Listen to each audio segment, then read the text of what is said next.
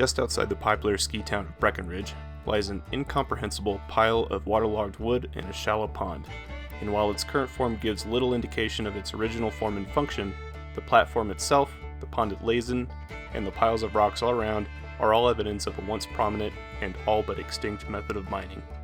So let's take a page from my ex-wife and dredge up the past.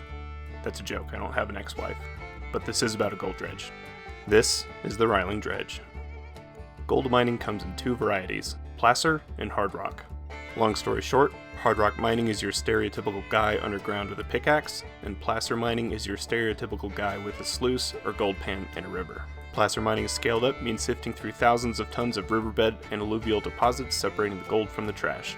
And to do that, one can either use shovels, excavators, and trucks to scoop it up and take it to a wash plant, or more efficiently, just put everything on a barge and take the wash plant to the gold.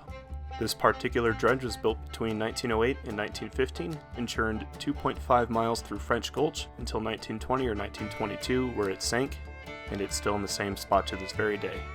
During its time, it chewed through 2,000 yards of material per day, ending its life with a haul of around 1.8 million in gold. Adjusted for inflation, that would be around 33 million today. And while successful, diminishing profits meant that by the time it sank, the owners decided refloating it wasn't worth the hassle, and after stripping the dredge of anything valuable, was left to the elements. But how did it get there? As mentioned before, dredges exhibit the philosophy of bringing the wash plant to the dirt, and while there's little left to indicate how this was accomplished, with the unbridled power of Microsoft Paint, I can fill in the gaps.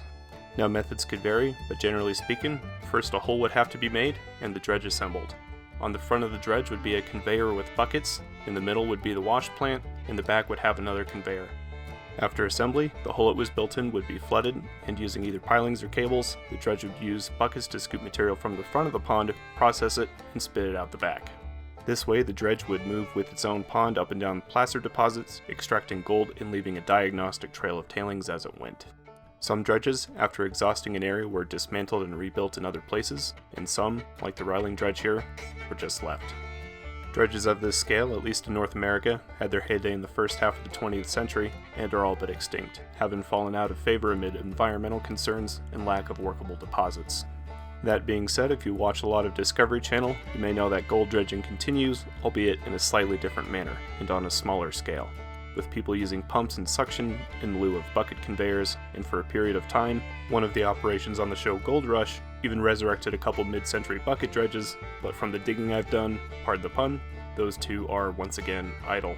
The good news for the Reiling Dredge is that a few years ago the town of Breckenridge, along with Summit County and the Heritage Alliance, went through with a project to keep the dredge from decaying further, helping to preserve what little is left.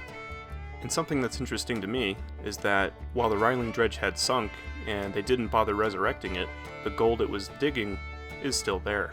And it's interesting to think just how different this valley could look if the dredge was just a little more lucky. That said, if it had continued operating, we might not have it to enjoy today. If you want to visit it, it is very easy to get to, just a few hundred yards from the parking lot on a very nice trail, and a link to its location along with some sources for more info are linked in the description. I don't know how copyright works, so all those old-timey pictures and footage I would have liked to show you are linked down below as well, so you can see what the Reiling Dredge looked like in all its former glory. That's about all I have for you today, and I'll see you for the next one. Bye.